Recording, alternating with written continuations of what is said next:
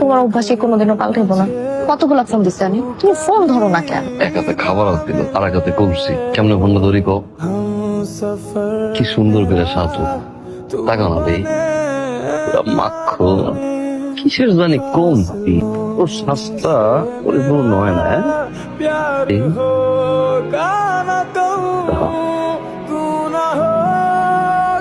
এটা কি দিলে? নিশানা দিয়ে দিলাম, তো সবাই চিনে তুমি আমার।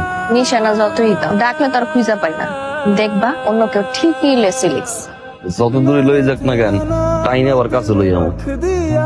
চারটা শুনুন না,